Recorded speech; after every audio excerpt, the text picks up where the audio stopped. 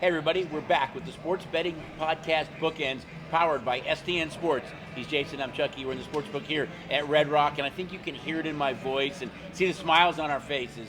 We're pumped up because yay Sportsbooks, and yay you guys, football's back, Jay. No, and we saw some fantastic games. I mean, the Ohio State-Texas game, low-scoring game. If you like some defense, it was a good game to watch, but a good game. Clemson-LSU, a fantastic game. And then obviously Notre Dame, another, kind of one. Alabama getting beat. All those schools, you looked at Alabama who got beat, Clemson who got beat.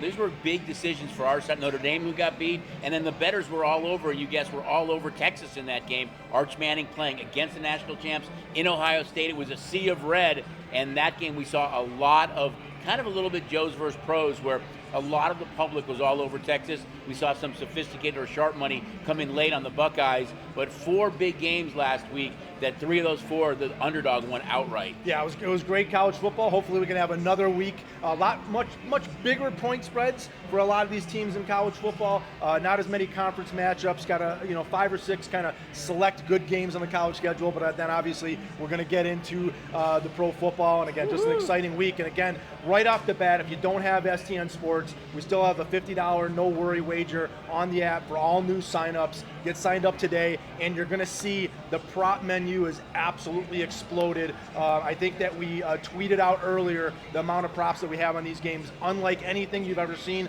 from STN Sports. The amount of props, rushing, receiving, receptions, passing, touchdowns, you name it. From an NFL standpoint, we've got the props. So go ahead and check those NFL props out. I think it's just the atmosphere in all of our books too. You can just feel there's an added degree of excitement and hype and just a lot more guests around. So get out early to any one of our racing sports books, grab a seat, have some fun on Saturday and Sunday. Kicks off with a big Thursday night game and a Friday night game in Brazil. But before we dive into the pros, we're going to look at some college games. How about before we get into that, you got one last chance here in the next 3 days to sign up for Last Man Standing.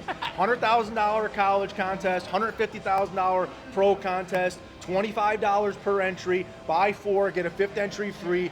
Get yourself into both of these contests. You got till Saturday on the college, till Sunday on the pros.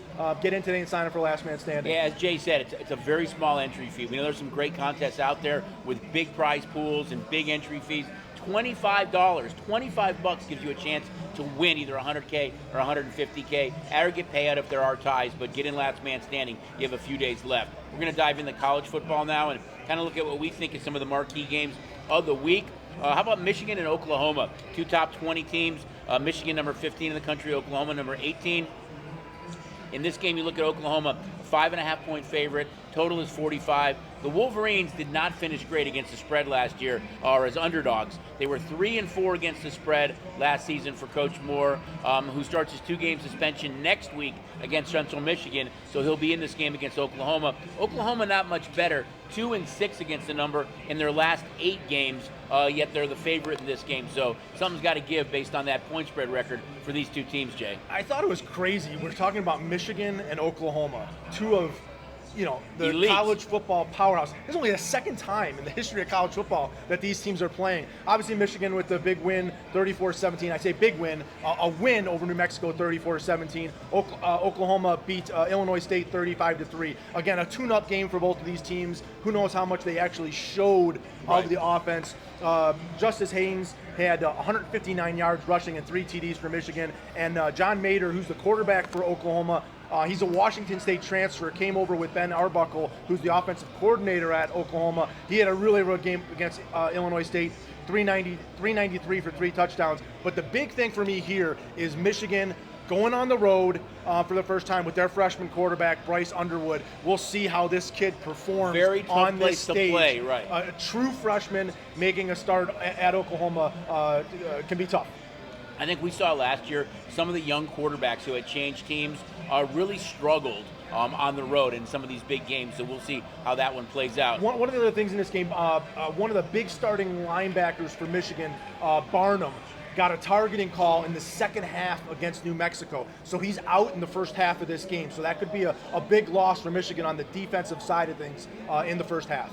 Next game, I'm just going to touch on briefly and turn it over to you. So this is Ole Miss and Kentucky. Ole Miss opened up 9.5. They're now up to 10 points. As you guys have heard us talk about, Jay's youngest son goes to Ole Miss, so I'll let him talk about this game a little bit. Does that just mean that I dive into Ole Miss football? Yeah, I've become a little bit monster sticker on the car, polo shirts. A monster Ole Miss Rebel fan. He is a Ole Miss football dad. And this is a big revenge game. Ole Miss was 4-0 last year, looking absolutely fantastic. And the Kentucky Wildcats walked into Oxford and were able to knock off Mississippi, really putting a hurting on and what ended up being a team that just fell short of making the college football playoff. Obviously, they started off last week with a 63-7 win over Georgia State. Austin Simmons, the quarterback who's replacing Jackson Dart, threw for 341 yards. But the big thing, the defense only allowed 69 yards passing. So again, a team that was replacing a lot of guys had a great job on defense. Kentucky really struggled from a standpoint against Toledo. Only beat Toledo 24-16 at home. Zach Calzetta, who's their quarterback, was only 10 of 23 for 85 yards. And so they really struggled on the offensive side of the ball. But the good thing from a Kentucky standpoint is they only allowed 59 yards rushing. So two defenses that played really, really good in this first game. But this is a game that Ole Miss has got circled because this was one of the games that cost them their season. They got beat by Kentucky in that fifth week of the season, and Kentucky never went on to win another game in the SEC. So it was a really, really bad upset. So Lane Kiffin and this team have got this game circled, going up to Kentucky. They're a 10-point favorite in the game, but this is definitely one that they want to come back and win. See, I told you he'd have a lot more to talk about on that than me. Another game we're going to look at here is Illinois and Duke. Illinois comes into this game a 3-point favorite, total of 49. Illinois really against a point spread. They've really been playing well lately. Again, they have a 9-3 streak going against the spread overall. They're 6-1 against the spread away from home. The Blue Devils are extended 23-12-1 spread run. They're also 9-4 over in their last 13 games. So you kind of look at those trends a little bit. Illinois is a small road favorite here. Yeah, and if you look at the game, obviously Illinois was a 52-3 winner over Western Illinois, kind of a cakewalk prep game for them. And Duke was tied 10-10 at the half against Elon. They did come back to win that game 45-17. Darian Mensah, who's the quarterback that transferred from Tulane, kid got a lot of nil money to transfer to Duke, a big coveted quarterback that they brought there. Struggled early, but finished the game 27 for 34 for 389 yards and 3 touchdowns. But the big thing for me here, going back and looking at this game, because Illinois is a short favorite going on the road to Duke. But do you know that Illinois has not won a road game against a Power 5 team, Power 5 conference team on the road since 2007? And they're the favorite here. And they're the favorite. So bear with me for a second. In 2023, they went to Kansas, they lost by 11. In 2021, they went to Virginia, lost by 28. In 2015, they went to North Carolina, lost by 34. In 2014, went to Washington, lost by 25. In 2012, went to Arizona State, lost by 31. In 2009, went to Cincinnati and lost by 13. In any of those games, were they the favorite? I have no idea. They are the favorite here, so. But I mean, to say that a Big Ten team going on the road to a Power 5 conference, going all the way back to 2007 when they beat Syracuse on the road, Illinois just hasn't had a lot of luck in this situation. Right. Streaks are meant to be broken, and this is maybe where it happens. They do have a good team with Altmaier and Bielema, but again, this Duke team paid a lot of money to bring this quarterback in from Tulane, and I think they kind of shook off some of that that early season cobwebs and a great second half. I'm going to look at another game here right in our backyard. I mean, who would have thought 5 or 10 years ago that you'd have UCLA playing UNLV football at Allegiant Stadium? What a matchup here. You've got UCLA, a 2.5-point favorite in this game. They've now lost 4 straight against the spread after getting crushed 43-10 by Utah in their season opener last week. I think you look at UNLV football, and they've really turned the page. I mean, what they did under Odom, now you bring Mullen in as a new coach. This is a big opportunity for them on a big stage to play against UCLA and come away with a W. UCLA is a very small 2.5-point favorite. Yeah, and I'll start with the Rebels. Obviously, Calandria has been very, very good at the quarterback position. We talked about at the beginning, who was going to be the starting quarterback. I think he's solidified himself as the better passer, but I caution in the fact that they beat Idaho State at home, in a game that they didn't play very good defense, and then we went on the road and we beat Sam Houston State. This is a very different level of body and player that's coming into town here from a UCLA team, and a UCLA team that's probably going to be pretty ticked off at the way that they played in the 43-10 loss against Utah. Embarrassed at home, and when we talk about nil money and quarterback transfers, maybe one of the biggest ones in the country is the quarterback for UCLA, and Nico Imalea. I'm going to pronounce his name wrong, but obviously he was the quarterback at Tennessee. Didn't feel like Tennessee was giving him enough money. Left that program late in the spring, transferred to UCLA, and then he really kind of crapped the bed in the first game. He was 11 for 22 for 136 yards, did have 47 yards on the ground, but really an underperformance against a Utah team that we expected to be good, but really dominated UCLA. The interesting thing in this game for me is the total. We talked about that 54 and a half, 55. UNLV has got to play two softer opponents that were able to move the football on them. We've seen what that offense can do. UCLA put up 10 points on Utah, but again, this should be a different caliber of opponent, and we see Nico Imalea probably put up some bigger numbers here for UCLA. Yeah, I think a couple of interesting stats here. Rebels are just 4-4 in their last 8 games at Allegiant Stadium, though they're 7-3 against the number against non-conference opponents. So we'll see what happens, but it's going to be a great crowd, great atmosphere. We know that UCLA is going to have a lot of fans here as well, so get on out there and support the Rebels. I think it's going to be a huge game.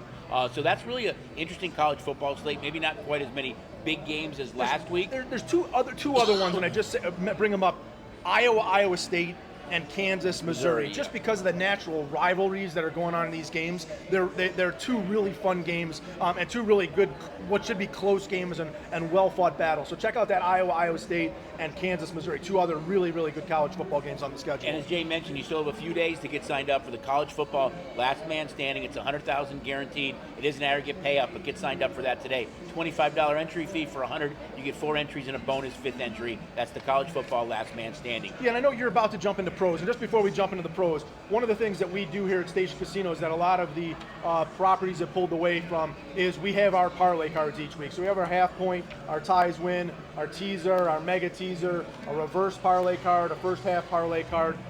So when you come in the books, check out these parlay cards. A lot of fun, real easy to fill them out, bubble them out. If you're a little bit intimidated to make your bets, have some fun with the parlay cards. And these same parlay cards are offered on the app, STN Sports, and at the kiosk. So have some fun with the parlay cards. And this is really your ticket for a lottery ticket, right? For a small amount, based on how many teams you can get right, you really can have a great payout for this. Almost all the games are on the card themselves. Kind of take a look at them. They're a lot of fun. As Jay mentioned, a lot of different opportunities and a lot of different cards to bet on.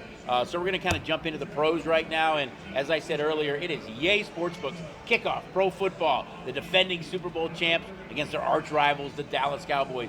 Eagles-Cowboys kick it off tonight. It's going to be fun. Eagles kicked the Cowboys' butt twice last year. Cowboys averaged 6.5 points a game in those 2 games. Eagles just dominated. They have a great defensive line, a great offense. You've got Hurts against the Cowboy team that you have to wonder, Jay, a little bit, what is their psyche? You trade Micah Parsons. Jerry has been saying, I wanted the draft picks. I think their defense is a little bit underrated. They've got some young kids who are pass rushers, but they're really going to have to step up without Micah in this spot. And I'll give you a couple of trends here to look at, too. Eagles were 5-1 in their last 6 games against the spread at home last year. The total has gone over in 7 of the last 9 games between these two teams. Again, you look at the Cowboys, just really struggled last year, losing both 41-7 and 34-6 against the Eagles in those 2 meetings. Spread here has gone all the way up to 8. Looks like it might go higher. Total is 48. We'll see if this Cowboy team, with Dak, with Pickens, Ferguson, CeeDee Lamb, a revamped running game, and a young, underrated defense, can kind of step up against the Eagles. Yeah, I mean, you don't really have to say much about the Philadelphia Eagles as they're our world champions right now. Not all the special players that they have, but they're the number 1 offensive line ranked team, and they're the number 2 defensive line ranked team. So when we talk about in the trenches, there's no wonder why they're the world champions. They have the guys in the trenches, and the Cowboys obviously. The summer and spring of the soap opera, and then losing Parsons. And you brought it up. The Cowboys are going to depend on 3 guys: Dak Prescott, CeeDee Lamb, and George Pickens. And if those guys can keep them in games, kind of the way we saw the Bengals last year of having to throw it to Chase and throw it to Higgins. But it's going to come down to Dak staying healthy and Lamb and Pickens. And if they can have a big game tonight and maybe just slow this Eagle offense down a little bit, but I think the line dictates the mismatch that we're seeing here. Giving Dak giving Lamb a complimentary receiver on the other side and Pickens, I think really helps now. You've got two bona fide wide receivers that can take the top off the defense. Jake Ferguson is a very underrated tight end too. So you're right, Dak has to stay healthy, but I think offensively they're going to be really, really good. It's just, can they stop that Eagle team as well? Now they have the Cowboys have the 23rd ranked offensive line in football. So it's not your typical Dallas Cowboy top 5 offensive line in football. They've allowed that position to that unit to somewhat weaken in paying all these guys, and we're going to need that defense to really step up tonight. We are going to be Cowboy fans. Stopping Barkley, stopping Hurts, a healthy A.J. Brown, a healthy Devonta Smith is a tall task for anybody in the National Football League. The Cowboys didn't really run the ball well last year. They went out and they signed Javonte Williams from the Broncos. They drafted Jaden Blue. So they're hoping that these guys can kind of help a little bit in the running game so it's not all pass.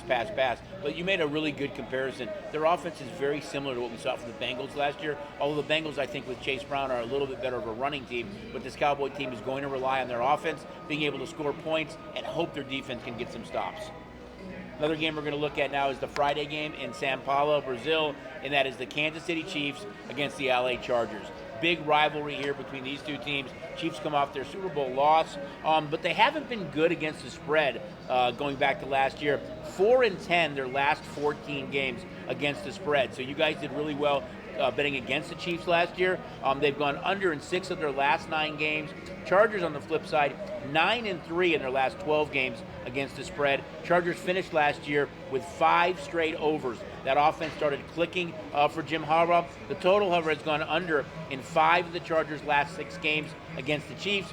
Both games last year were under games between these two teams. KC won 19-17 in KC and 17-10 in LA. Yet they're a 3-point favorite here. Total has crept up a little bit. We'll see if we get more offense when these two teams square off on Friday night. Yeah, and no home game for either team. So it's hard to say a home dog. They're going to be all the way down in São Paulo, Brazil. So good temperature-wise, not like you think of Brazil. You think it's going to be super, super hot. Still in the low 80s, upper 70s, but that humidity, like a pretty heavy. The ball does travel pretty there. Heavy humidity. Yeah. They do have. The Chargers brought in a new unit. Omarion Hampton, the running back from North Carolina, obviously going to be a star for them. Also brought over Najee Harris. He's actually going to play in this week 1. But McConkey, Keenan Allen, we'll see if this Justin Herbert team can be a little bit more offensive versus slowing things down. And the question mark, obviously, on the Chiefs side of the ball is exactly what they did kind of going into the playoffs last year, depending on Xavier Worthy and Travis Kelce, because Rashee Rice is again suspended for these first 6 games. So it's going to be kind of Hollywood Brown, Isaiah Pacheco. The Chiefs talked about all offseason wanting to push the ball more downfield, stop the dink and the dunk in the running game. But without Rashee Rice, I don't know how much they're going to be able to actually do that, because I just don't know that they have the tools in the shed until Rice gets back after week 6. Right, and they've talked about that, opening the offense up a little bit more. They didn't win games last year with Patrick Mahomes. He's a great quarterback. We know what he brings to the table. And I shouldn't say they didn't win games last year, but it really was their defense that carried the Chiefs last year. So we'll see if they can get any better offensively. So we've talked a little bit about the Thursday game, the kickoff, the Super Bowl champ Eagles against the Cowboys. Friday game in Brazil, Chiefs-Chargers, a divisional game there. And now we're going to jump over to Sunday. And there's some really intriguing matchups here. I'm going to start with an AFC game between the Jets and the Steelers. These two teams, in essence, kind of traded quarterbacks. You look at Justin Fields, who was with the Steelers last year, played really well early in the season. When Russell Wilson got healthy, he got benched. Seemed to have a little bit of his chip on his shoulder after that. Never really wanted to re-sign with the Steelers. He goes to the Jets on a 2-year deal. They're paying him well to be their guy with Aaron Glenn, their new head coach. And the flip side, Aaron Rodgers now with Mike Tomlin is the quarterback of the Pittsburgh Steelers. He inherits a really good defense, good running game. DK Metcalf, can he be that missing piece in that tough AFC North to get the Steelers back again where they want to be. Very small favorite here, the Steelers on the road at 2.5 points. Yeah, no surprise here. This is the lowest total on the board, too, when we look at these two teams. Obviously, the Steelers, #1 defensive line in football, obviously with Watt and Hayward. And that's a big deal because one of the things the Jets really want to do is run the football. Obviously, with Breece Hall, Braylon Allen, Justin Fields. They do suffer a big injury in the offensive line, though, this week as well. The torn triceps. But again, they want to run the football, and what the Steelers do best is stop the run. And then on the other side of the football, Arthur Smith's offense, they want to run the football. So with Jalen Warren and Gainwell and Caleb Johnson, they want to pound that rock and not depend on that. So that's why you see this total so low of two teams that want to run the football, probably not make mistakes. There's some history between these two teams. They've played 19 times. 14 of those 19 times, the game has gone under. Well, and Aaron Rodgers didn't have a lot of success in the Meadowlands here. He returns again now as the opposing quarterback. We'll see him. I still don't know what that hookup with him and DK Metcalf looks like.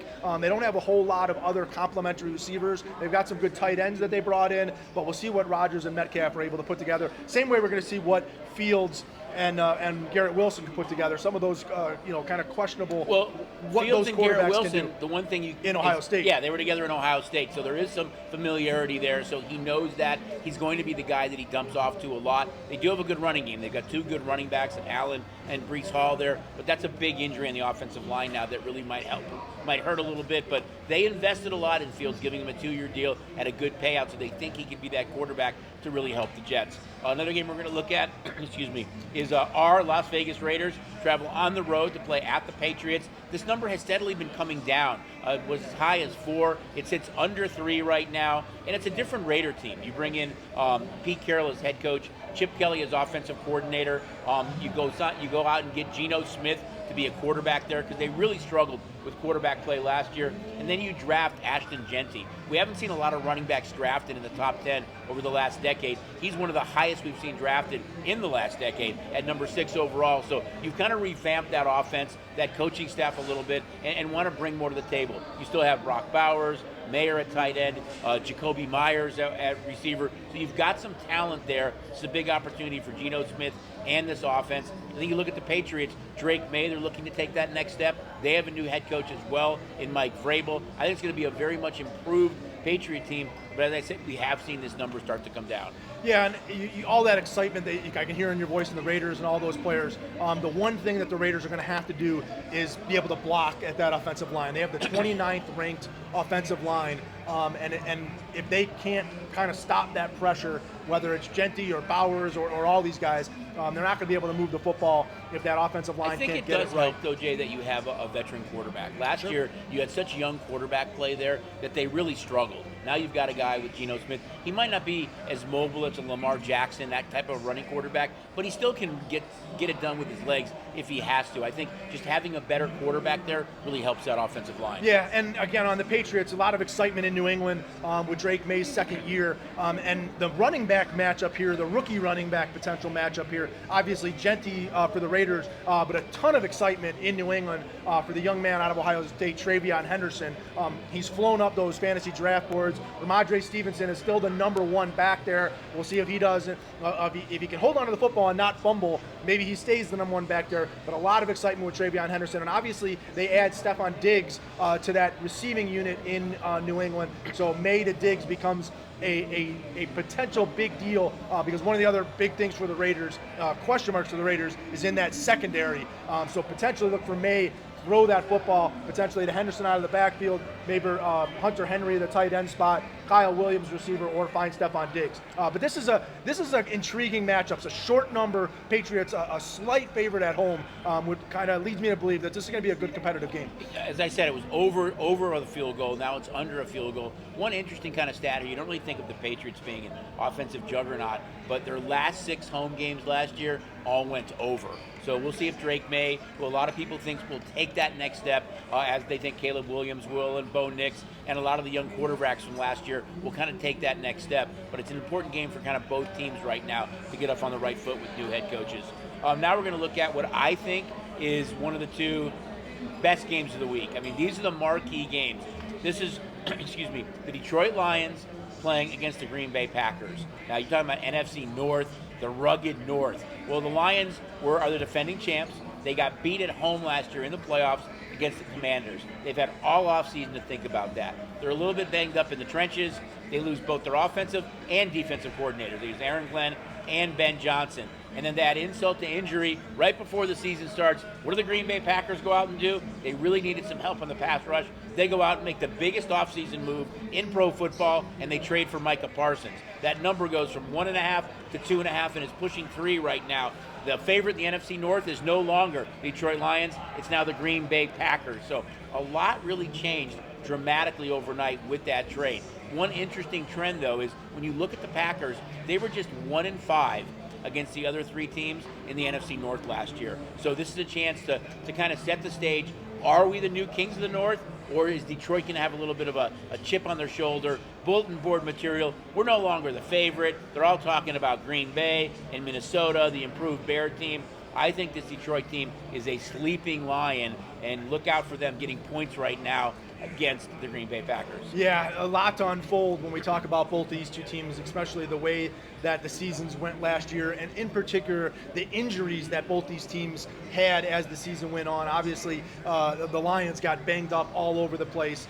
They come into this year healthy. You talked about all the different changes that are in Detroit, but a team that still has a chip on their shoulder, still has Goff, St. Brown. I expect Jameson Williams to find another gear this year and find some big stats. And then obviously we talked about Jahmyr Gibbs and David Montgomery were kind of in that 50-50 split in that backfield, and the expectation is that Gibbs kind of takes over as the 1A instead of the 1B, which spells disaster for the rest of the teams in the National Football Leagues, because Jahmyr Gibbs is one of those special guys that you want to get to football as much as possible. So I'm still very, very high on Detroit. I think that the Micah Parsons addition and moving this line to the Packers to more of the favorite, it might be a mistake. I think the Lions are better suited to win this game today than they were at any point in time last year. And the reason I say that is they won both games last year. They won a low-scoring game, I think 24-14, and then a much higher-scoring game later in the season, 34-31 in that game. So they won both games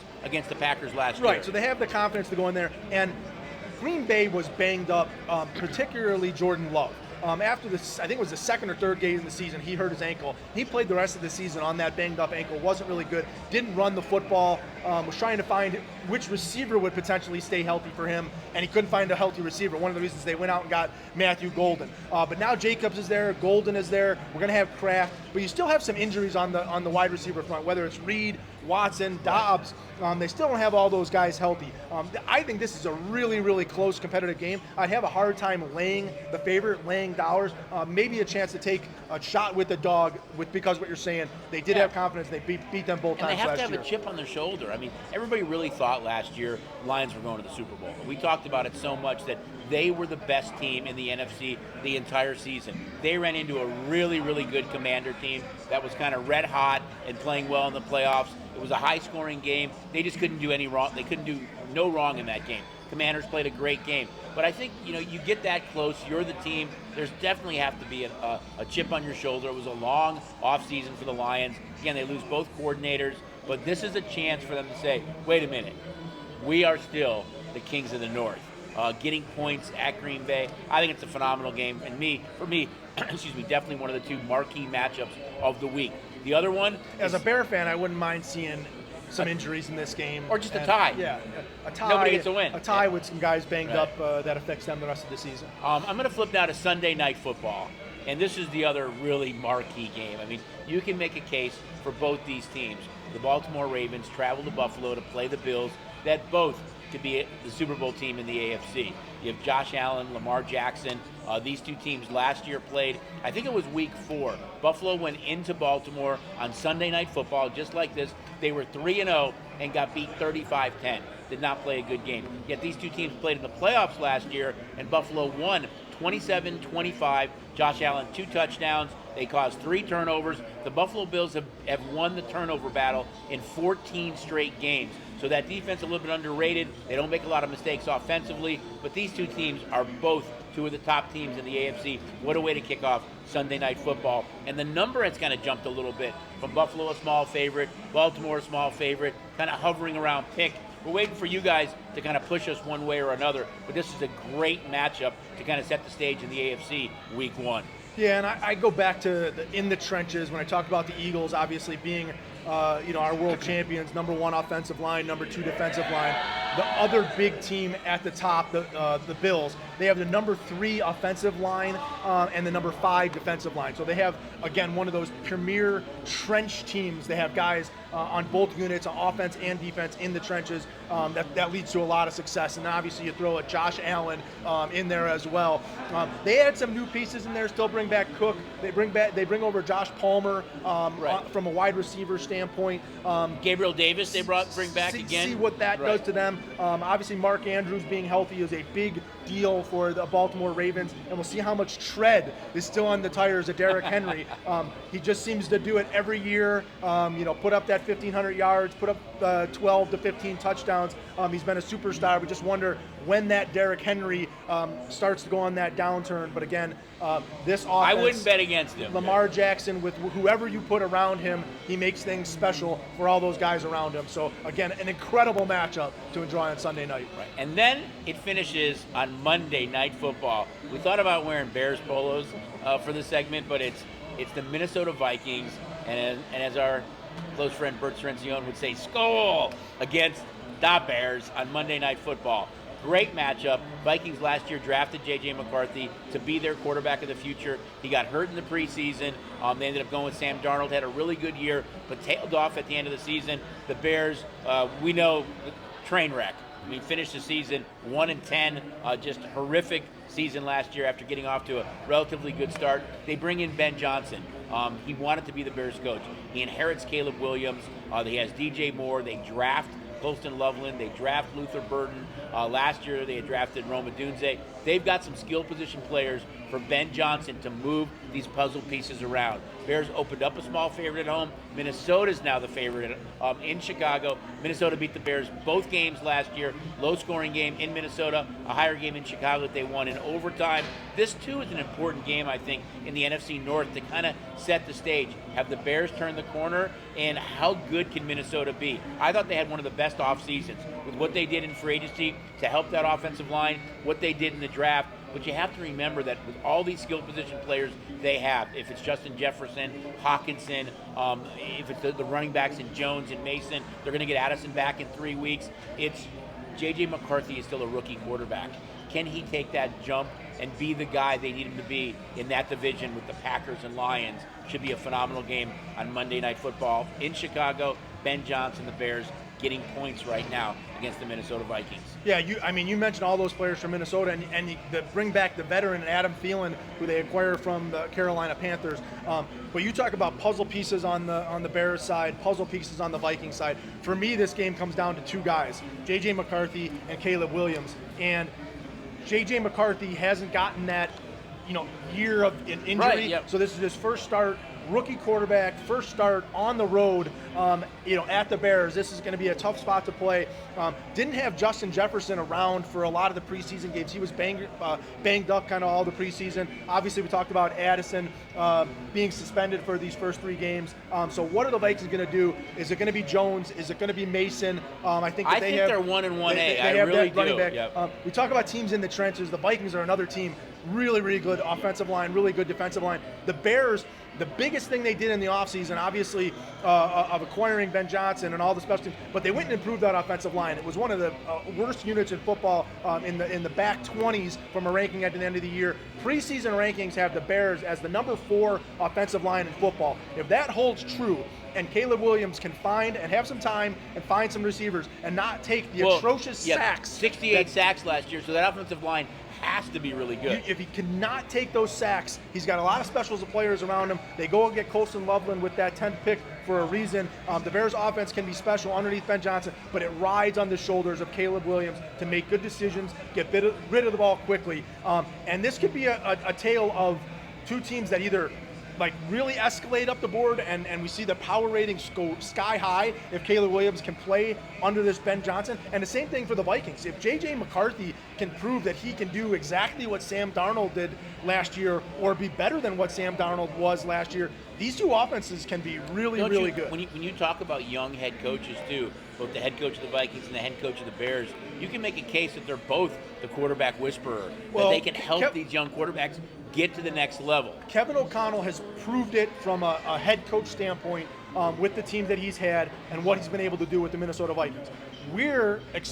Everyone is expecting that Ben Johnson is. Well, we saw some glimpses. We saw him do it in Detroit, right? And now he takes over as the head coach. So we don't know what the Chicago Bears are until they put it on the field. And this is a tough test. But you saw it in the preseason a little bit. You saw some glimpses of how good that offense can be. You saw Caleb Williams, not play a lot, but with Colston Loveland and Cole Kmet and those receivers against the Bills, you saw him make good decisions, didn't take any sacks. So I think both these head coaches are a really positive influence on these young quarterbacks. But you're right. Can they take that leap to the next level? The tools are in the shed for the Bears. We just see if Caleb Williams has the key to unlock the shed. It's going to be fun. I mean, don't forget with football season, as we talked about earlier, you still have a few days to sign up for Last Man Standing. It's $100,000 guaranteed in the college, $150 in the pros. Both are aggregate payouts.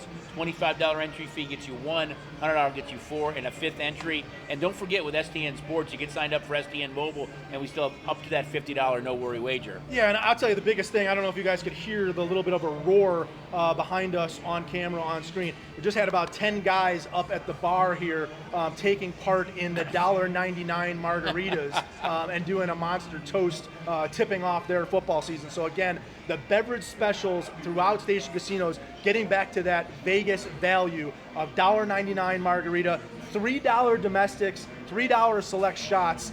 It's time to get in and enjoy football season and enjoy those adult beverages. And Monday Night Football, the place to be. Obviously, enjoy the games at any of our books. But going on at Durango at the Bel Air Lounge, they've got all you can drink, all you can eat wings. Bottomless wings. $25 a person at the Bel Air Lounge at Durango. Again, another hot spot to enjoy Monday Night Football.